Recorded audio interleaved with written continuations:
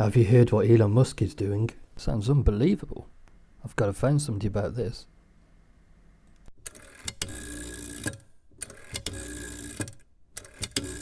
Right, you just listen and I'll talk. In 2019, Elon Musk publicly displayed his new venture, Neuralink, with a flashy, clean, corporate video.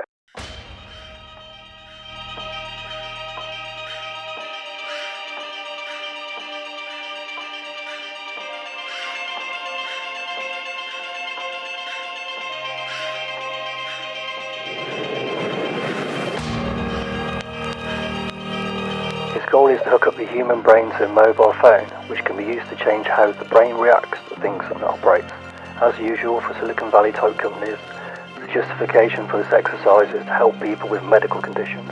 But if that justification were true, why create a mobile app that the user can change the parameters of by themselves, rather than leaving the controls to a surgeon or a doctor?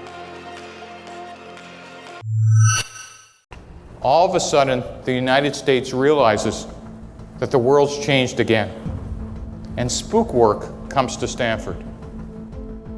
The military approaches Terman and asks him to set up the Applied Electronics Lab to do classified military programs, and doubles the size of the electronics program at Stanford.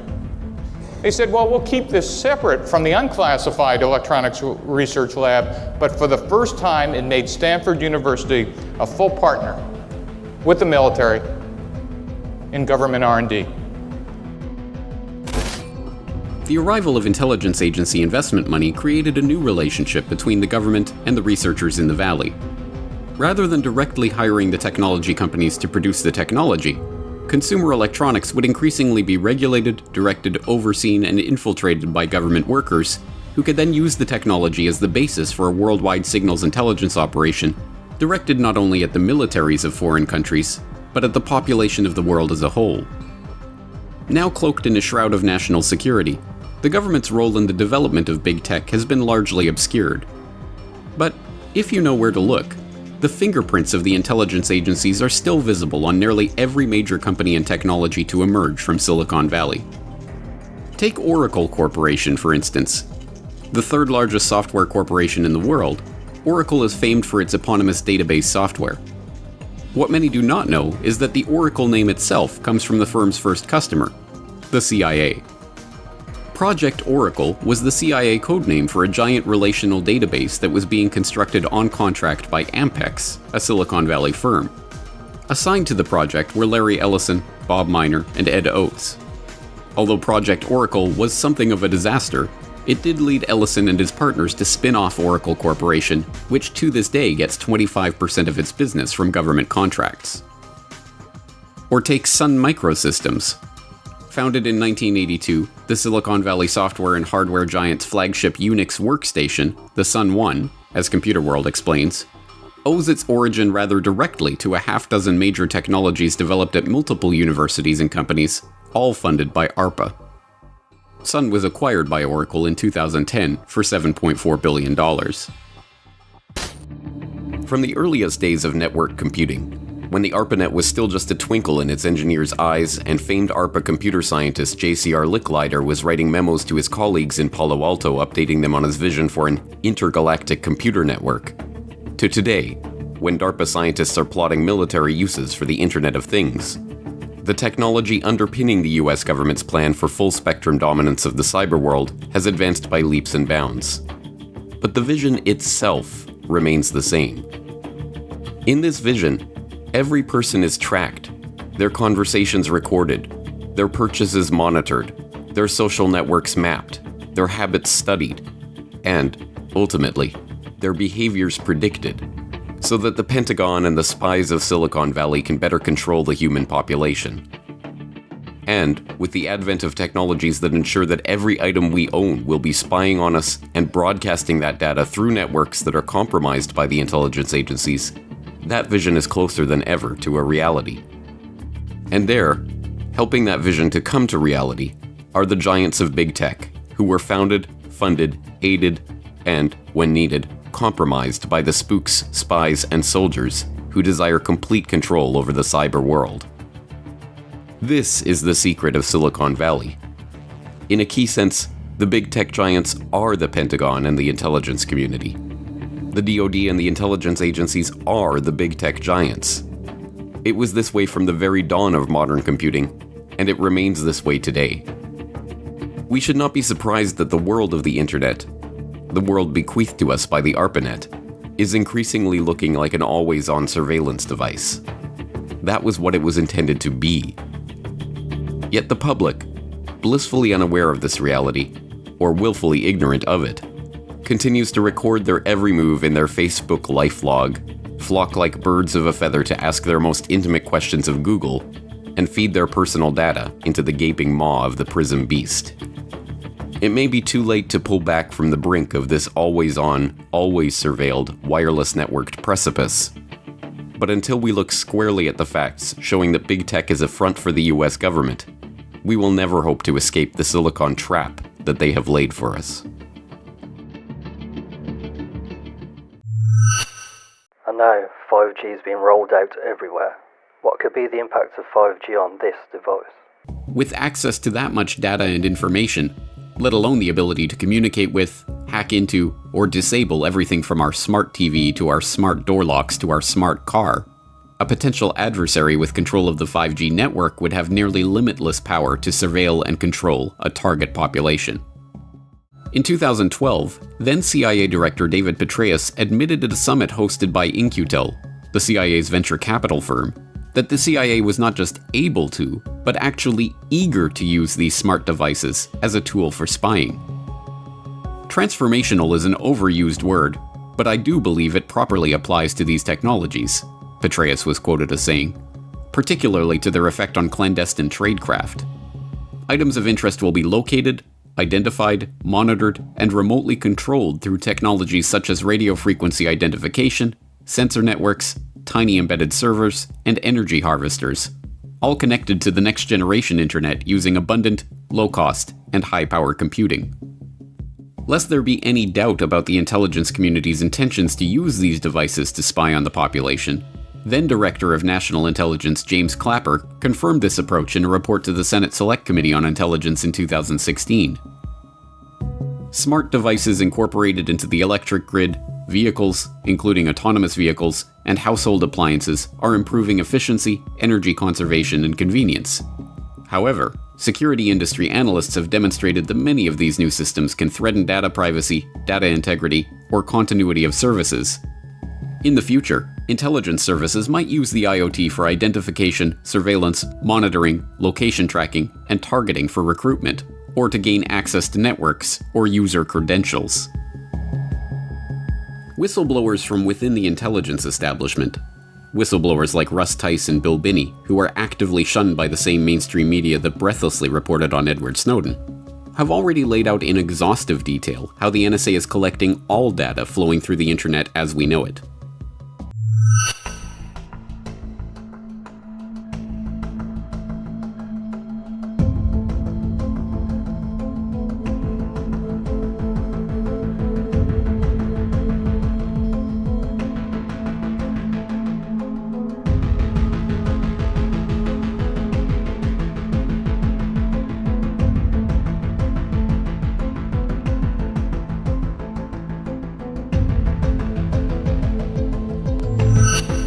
And if the NSA can hack into the robot arm that installs the device, who knows what they'll do.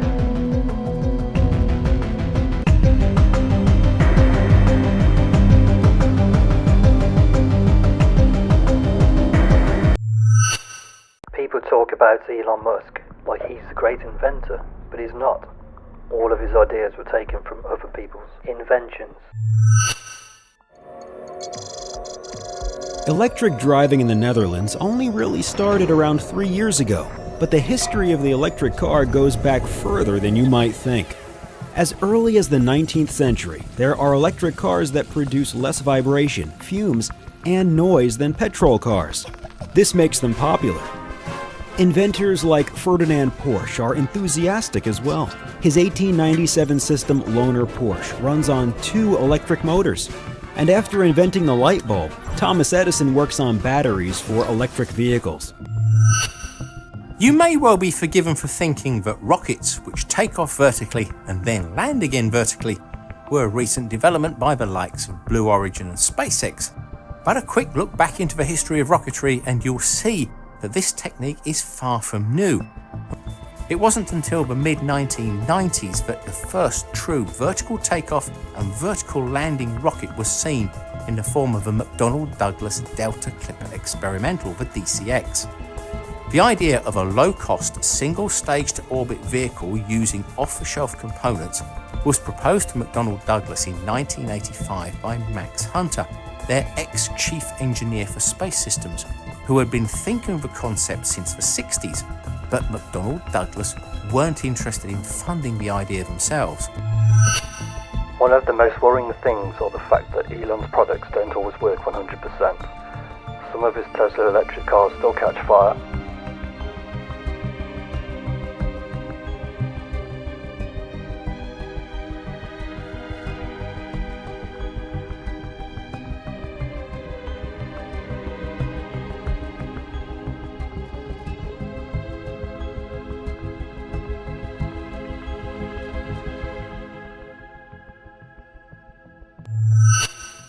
And Tesla's autopilot feature seems to be a factor in many accidents. There has been another deadly crash involving a Tesla, and the driver was not able to get out of the car. A man was burned beyond recognition, according to police, after crashing his Tesla Sunday afternoon in the South Florida city of Davie. This is eyewitness video of the aftermath. Cops say speed was likely a factor in the gruesome accident, in which the vehicle swerved across 3 lanes of traffic, hitting a median and several trees before bursting into flames. Firefighters said they couldn't open the car doors. The man was trapped inside. To make matters worse, after the vehicle was towed from the crash scene, the car continued to reignite, with city fire officials blaming the electric battery. It's the latest deadly incident involving a Tesla, raising more concerns about the car's safety and, in particular, the autopilot feature and electric battery. Earlier this month, a New Jersey man blamed his ex-model Tesla's autopilot for a crash in which the vehicle owner said the car swerved to the right, sending him into the median, before the driver said he was able to correct the turn and avoid slamming into a sign head-on. He was lucky. Last year, several deadly crashes involving Tesla vehicles made headlines, including this one in Silicon Valley, when a 38-year-old man was killed when his Tesla, driving on autopilot, sped up and slammed into a concrete barrier. That, according to investigators. The National Transportation Safety Board said in a report that the car battery also caused the car to catch fire. Tesla's autopilot was first enabled in October 2015. The system combines radar-controlled cruise control with automatic steering to stay within the painted lanes. The first recorded fatality blamed on the feature was in Florida in 2016, when a Model S Tesla crashed into a truck that turned into its path. Tesla maintains the autopilot is intended for use only with a fully attentive driver who has their hands on the wheel and is prepared to take over at any time. Still, the feature is controversial, with some critical of the overconfidence put in it by some drivers, and even Tesla boss Elon Musk, who last year encouraged people to try the autopilot feature and continues to push for so-called driverless cars. But Tesla's autopilot feature and its functionality is enough of a concern that European safety regulators haven't approved it yet, so the Model 3s on sale now in Europe are not equipped with it. At least not yet, anyway. And some of his SpaceX rockets still explode.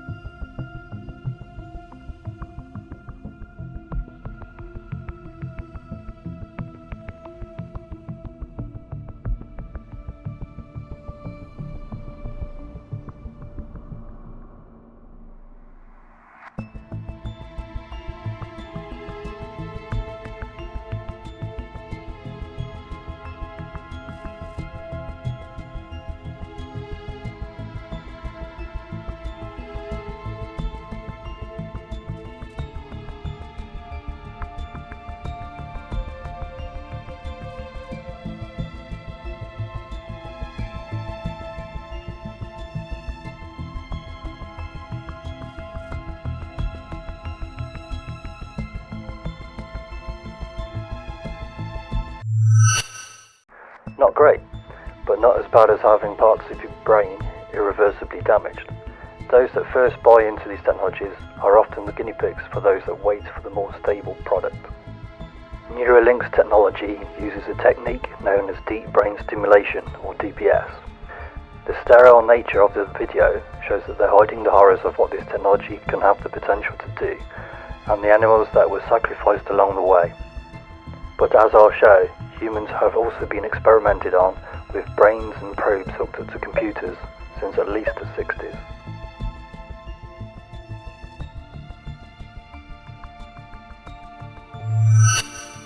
At no time has the CIA engaged in any political activity or any intelligence activity that was not approved at the highest level. What did 119 really mean by techniques of activation of the human organism by remote electronic means?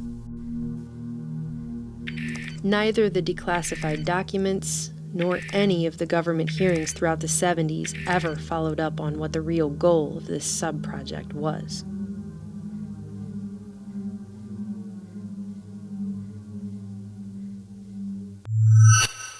Wireless control of brains has been around for a very long time. Dr. Jose Delgado is a good place to start. His name appears at least a dozen times in Saul Cell's bioelectronic directories.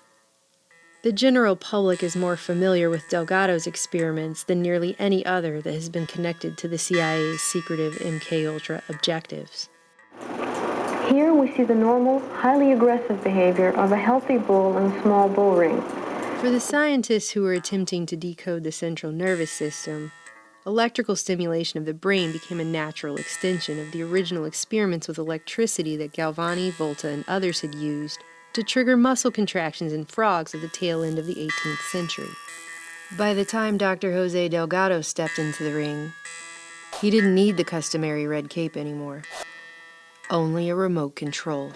Neurophysicist Dr. Jose Delgado was financed by the Office of Naval Research. Delgado had implanted a series of electrodes into the aggression center of a bull's brain. And then he invited the press. The electrodes are attached to a small transistorized electrical stimulator, which is cemented to the bull's skull. The electrical stimulator in the skull responds to radio stimulation, so the bull is literally subject to remote control. Delgado has remote control of the animal. When the remote control apparatus is operated and the bull's caudate nucleus is stimulated, the bull becomes non-aggressive. Stopping the charging animal now only required the push of a button. According to Marcuse, inner freedom designates the private space in which man may become and remain himself.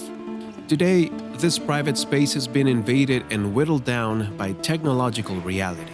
The techno-matador spectacle, which made headline upon controversial headline in 1966, was meant to shock people, to put humans in their place. But at this point in his career, Dr. Delgado was just showing off his ability to remote control the bull. He had been implanting electrodes in different centers of the brain since the early 1950s.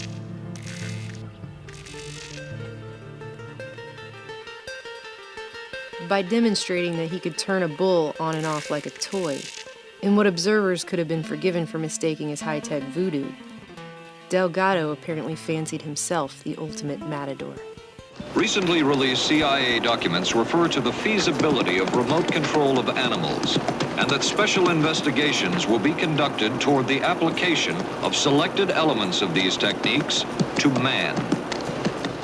But the good doctor was only one of a network of neurophysiologists and psychiatrists running parallel research programs across the U.S. and the world.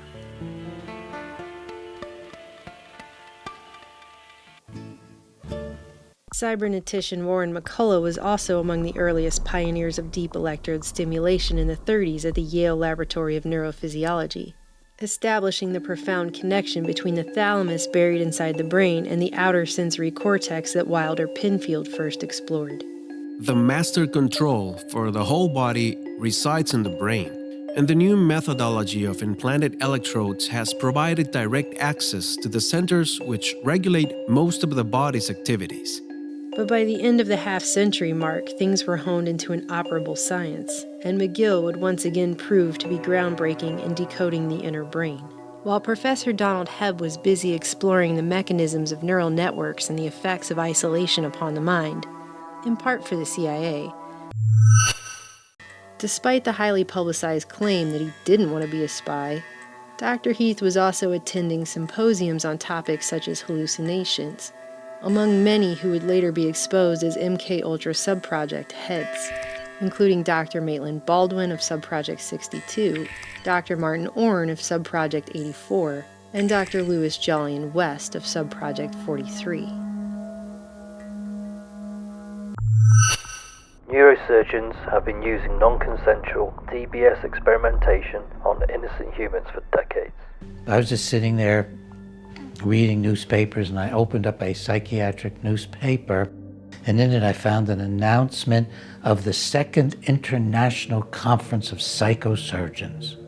The first one had occurred decades earlier at the height of psychosurgery. I couldn't believe it. They were meeting in Copenhagen, and they were giving an honorary degree of some sort of honorific prize to Walter Freeman, who had lobotomized 5,000 Americans during the Great Wave in North America that really took the brains of about 50,000 people.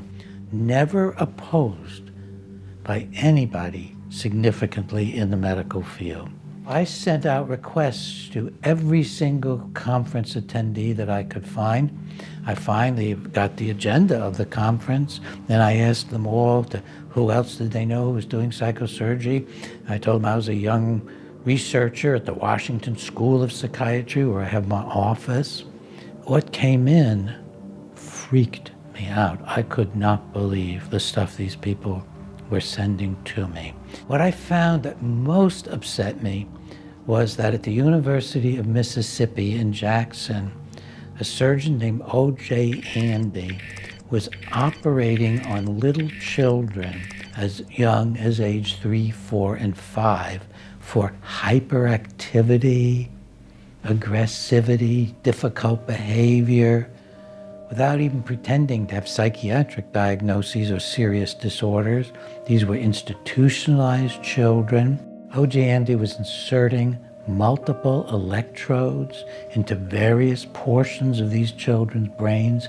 He was stimulating them, and then he was burning holes in their heads with the electrodes by heating them up.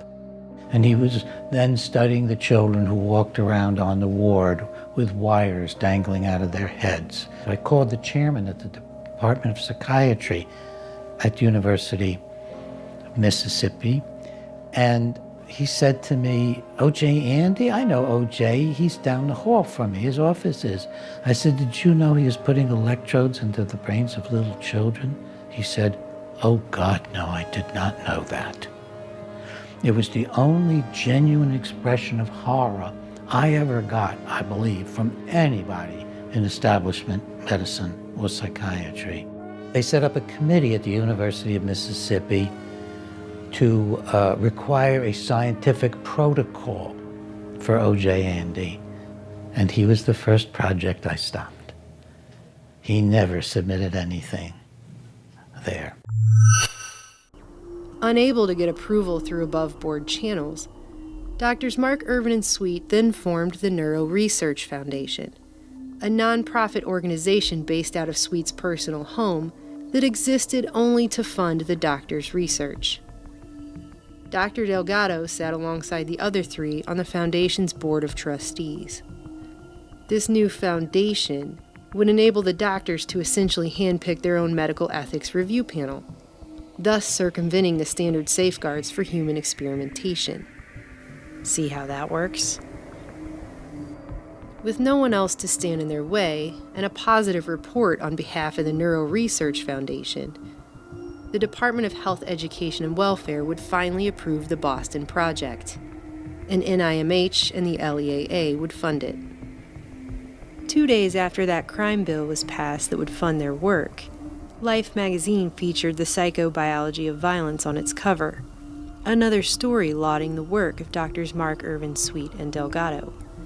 In it, the public was brought face to face with contrasting photos of monkeys with surgically implanted wires sticking out of their heads, having their rage dialed up in Delgado's lab, and 20-year-old Julia S., a young woman prone to emotional outbursts, decked out in head bandages, frantically slamming herself into a wall, under the influence of brain stimulation, just like those monkeys, illustrating that man and animals were little more than biological machines to be controlled and tamed with technology. In fact, in one of Delgado's publications, he didn't mince words when he referred to his experimental animals as mechanical toys under his command. The demure Julia was now the poster child of the hidden rage that could be lurking in any human being, but also of violent tendencies successfully located and cured by remote brain stimulation and psychosurgery. In reality, Mark and Irvin's treatment left Julia permanently brain damaged. Neuralink, like other D.B.S devices, has the capacity to read, write and destroy brain cells. Destroying brain cells is achieved by sending microwave high-frequency signals down the electrodes and permanently burns out parts of the brain. Knowing that government agencies hack every device, do you think that Neuralink is a good idea? In chimpanzee Patty, brainwaves telemetered from the left and right amygdala were received and automatically analyzed by an online analog computer. This instrument was instructed to recognize a specific pattern of waves. The computer was also instructed to activate a stimulator. Each time the waves appeared, radio signals were sent to Patty's brain to stimulate a point known to have negative reinforcing properties. Electrical stimulation of one cerebral structure was contingent upon specific EEG patterns in another area of the brain, and the whole process of identification of information and command of action was decided by the online computer. In this process, Patty's very capacity for carrying out certain behaviors was drastically and rapidly altered through a very sophisticated form of computer-driven conditioning, which continued until the offending brain activity was no longer physically possible. 2 hours after the brain-to-computer feedback was established, activity in the amygdaloid nucleus was reduced to 50%. 6 days later, with daily 2-hour periods of feedback, drastically reduced to only 1% of normal occurrence. The experiment showed how brainwaves could be singled out and virtually eradicated. Using the autocorrelator, EEG expression was filtered, altered, and domesticated. How long do you think it'll be before Neuralink is forced by a shadowy agency to give access to its users' brains, regardless of whether it wants to or not? There's no way that I can see that it could be abused or misused. The control is in his hands. But some people fear that the control won't stay in the patient's hands, that electrical stimulation could be used to manipulate people rather than to treat mental illness. In 2013, it emerged that the participants in the PRISM program, the illegal surveillance program which allowed the NSA backdoor access to all information and user data of all the big tech companies, were reimbursed for the program's expenses by a shadowy arm of the agency known as Special Source Operations.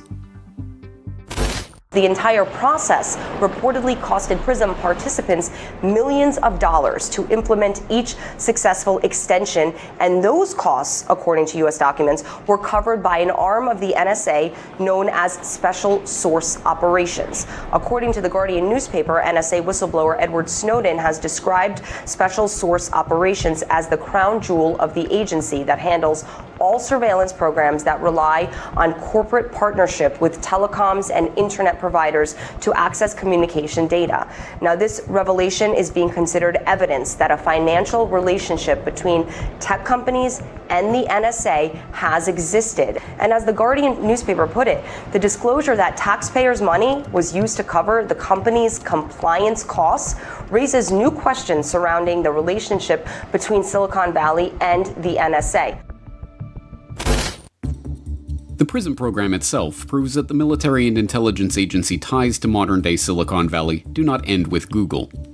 In fact, every one of the Silicon Valley stalwarts that dominate the web today have similar ties to the shadowy world of spooks and spies. And we know for a fact that Elon Musk has links to shadowy agencies that are so secretive they won't even reveal their name. If you don't know, Zuma was another spy satellite that was launched by SpaceX back in January 2018. From SpaceX's live feed, the launch seemed to go as planned. The first stage booster fired normally, separated a few minutes later, fairings deployed successfully, even the first stage landed successfully back at Cape Canaveral.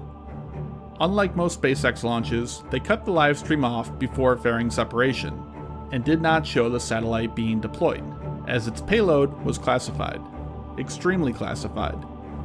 With normal launches of spy satellites, it is at least announced who the customer is.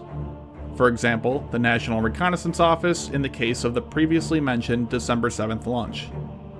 But for Zuma, no such agency claimed it to be theirs.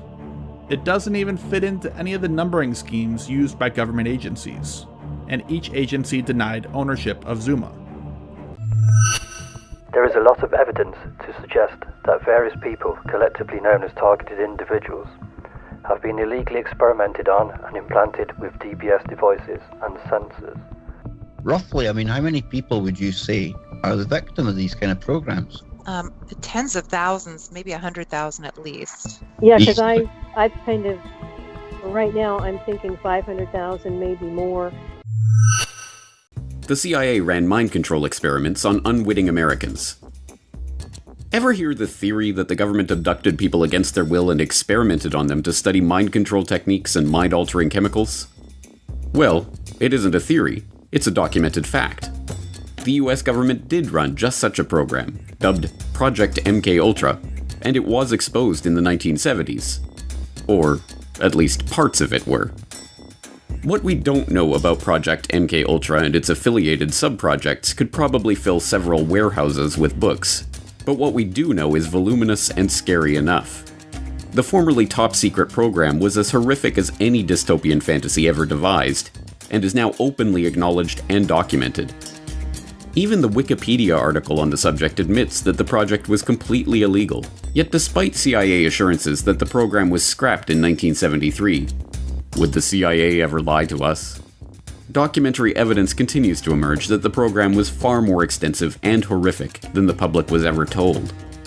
But simply pointing to the documented horrors that took place during the officially acknowledged period of the officially acknowledged program's officially acknowledged existence is enough to make even the most stubborn conspiracy deniers squirm in their seats. It's the stuff of a Hollywood movie, but a group of veterans has filed a lawsuit against the CIA and U.S. Army claiming that the government planted remote-controlled devices in their brains. The claims relate to a government program at the U.S. Army's Edgewood Arsenal in Maryland. Dr. Ross, tell me, is this really happening? Did the government really take part in mind control experiments on soldiers? What kind of stories have you heard from the survivors of these experiments? I know you've had access to thousands of documents from the CIA.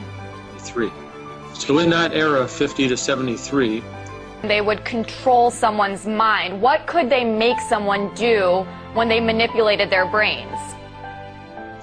well, what it describes in the documents and in the published papers is there's actually photographs of a 16-year-old girl.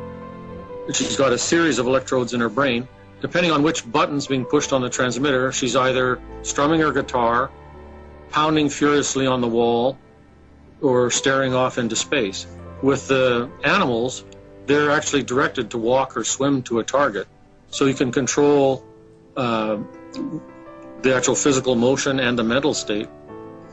How detailed and how fine-tuned that's gotten since 1970, again, I don't know because it's all classified. And it must have gotten a lot more developed. How fast can this happen? I mean, how fast can someone's mind be taken over? Does it happen over a period of weeks or days? Well, the electrodes is a little different because you just put the electrode in, you push the button, and it happens right away. This is not a single incident. We've actually had many of these things happen. What is the purpose of your commission? Are we worried that these types of things are still happening today? Allie, we can't know whether these things are happening today unless we have a fact-finding mission, and that's what President Obama has asked the Presidential Commission on Bioethics to do. Doctors and surgeons, when scanning people, have found unidentified objects in their brains. M.R.I. scans often give things you didn't expect, and often they're things you don't know what to do with. U.B.Os, as they're called, unidentified bright objects. Do you want to have one of those in your brain? Well, you might, and what are you going to do with that? Very difficult to say. Today's meeting, I pulled up an old slide, not that old, about a decade ago, the cover of The Economist, The Future of Mind Control. And I thought that the headline of the article was an especially nice one to start with.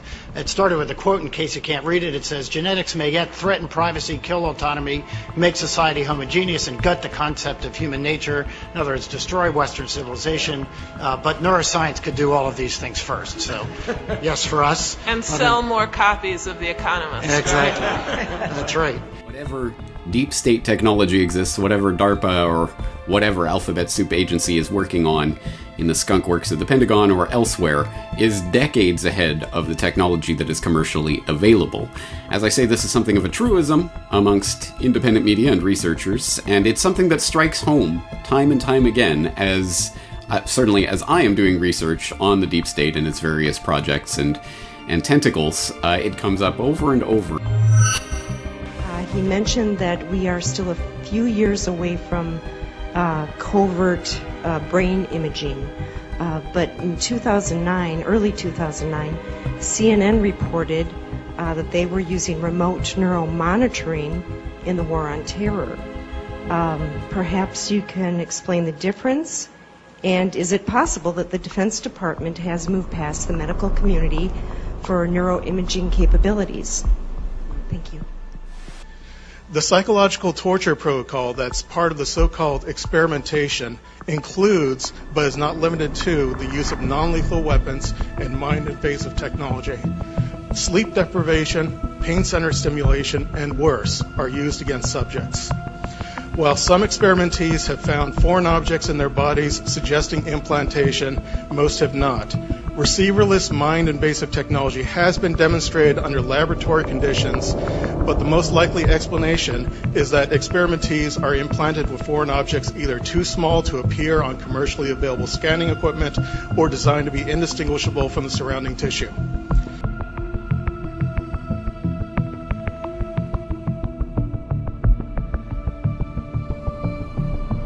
These activities are highly deceptive, use clandestine technology, and have the fingerprints of the CIA all over them. It's unreasonable to expect isolated individuals receiving this treatment to furnish proof. A thorough investigation is warranted.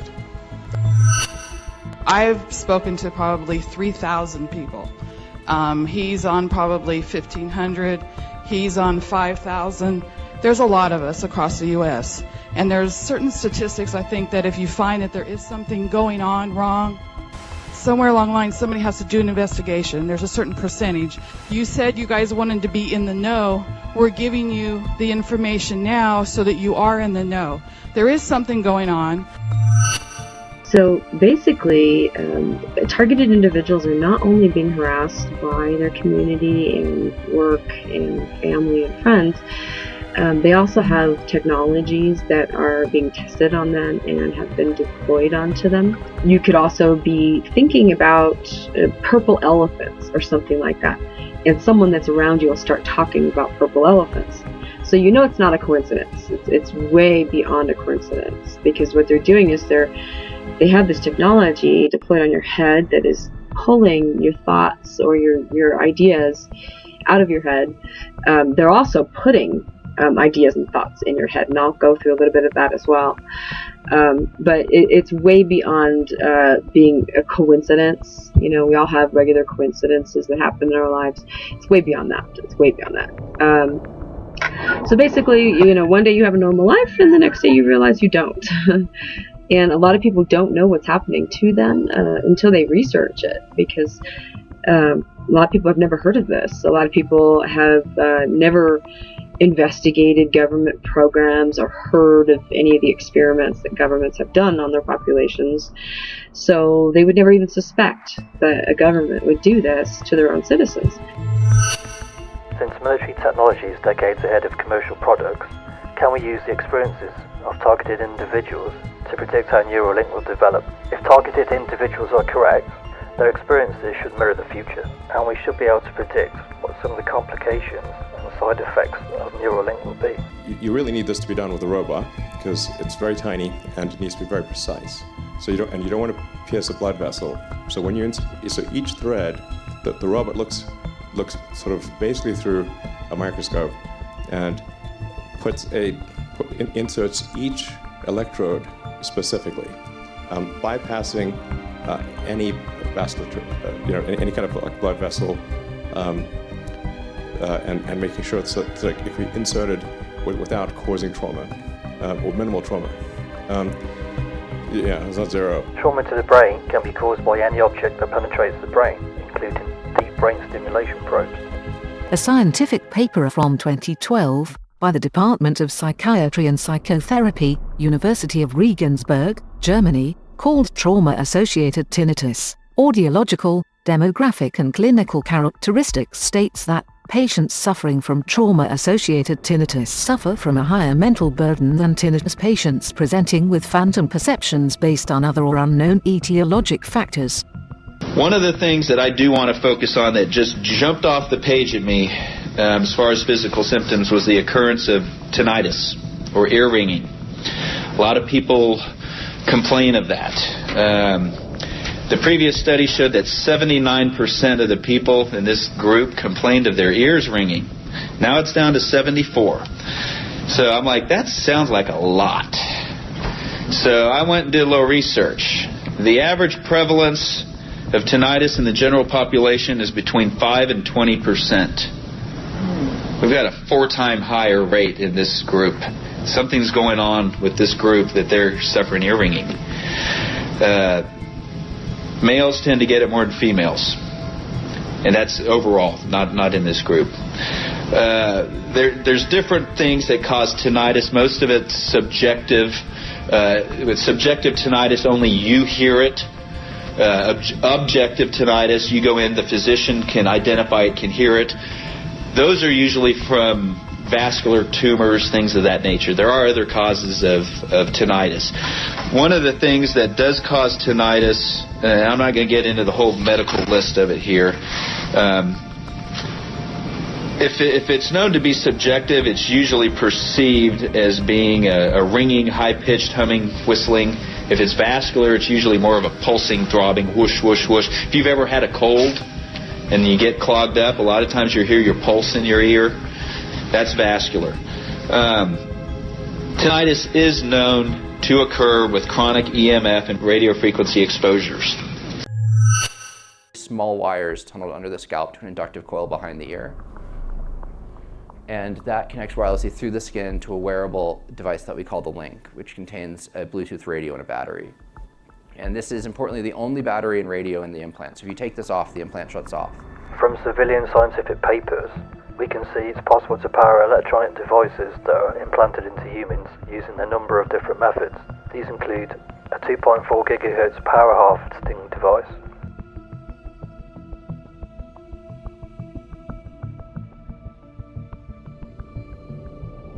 a piezoelectric energy harvesting and storage device, which takes energy from the movements of the heart, the lungs and the diaphragm, and glucose fuel cells.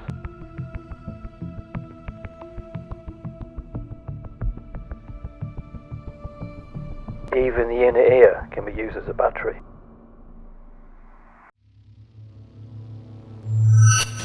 Covert technology doesn't use Bluetooth, but instead transmits on military bands. Targeted individuals have found that radio transmissions are emitted from their body.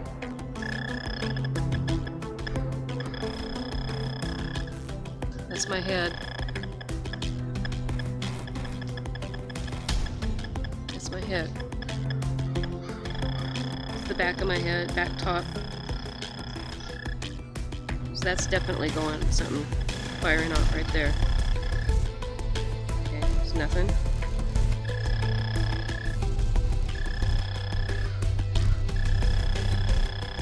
And research universities have their own frequencies.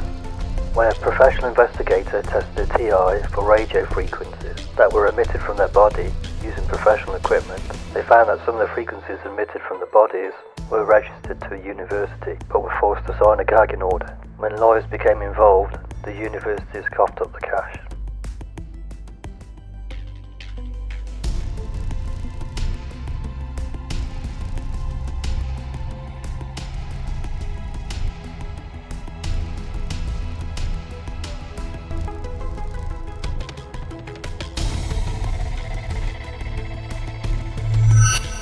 Targeted individuals have also reported that this technology is being used to put people into a catatonic state, which is effectively behaving like a date rape drug, sometimes known as electronic hypnosis. They can make you do things that you really don't want to do. Targeted individuals who have been used as non-consensual experimentation have complained of numerous side effects, including vomiting, headaches, tinnitus, blurred vision, induced dreams, induced nightmares, induced sound, and numerous other conditions and problems. Are these some of the side effects that Neuralink users can look forward to? Targeted individuals are also reporting that people on the other end of their technology can hear and see what they're looking at and what they're hearing. So who's to say that Neuralink users won't get this in the future? Targeted individuals have also had sensors removed from their bodies. So how long before Neuralink also installs sensors?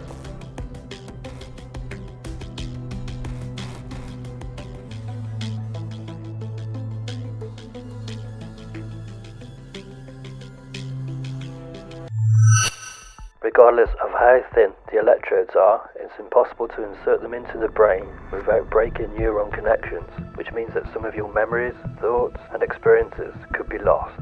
And if the device needs to be removed because of infection or other complication, even more brain connections will be destroyed because the electrodes will fuse with brain matter, making it impossible not to destroy the surrounding area.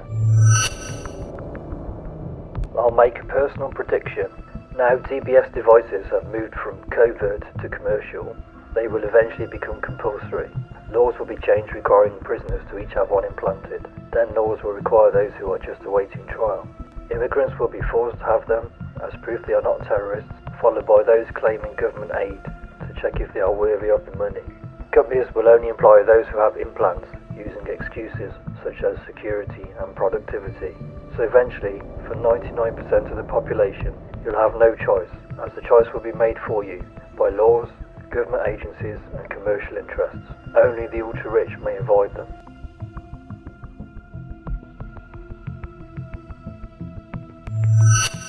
Ironically, in 2018, Elon Musk himself gave a talk about the dangers of AI and the dangers of the future. Yet he created a company that directly hooks up humans to computers and therefore to AI.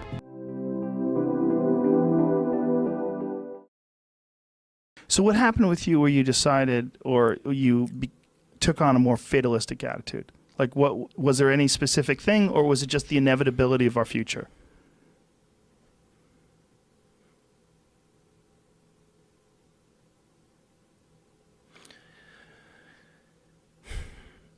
I try to convince people to slow down AI, to regulate AI. This was futile. I tried for years. This seems like a scene in a movie where the robots are going to fucking take over and you're freaking me out. Nobody listened. Nobody listened. No one. Are people more inclined to listen today? It seems like an issue that's brought up more often over the last few years than it was maybe 5-10 years ago. It seemed like science fiction. Maybe they will. So far they haven't. I think people don't, like, normally the way that regulations work is very slow. It's very slow indeed.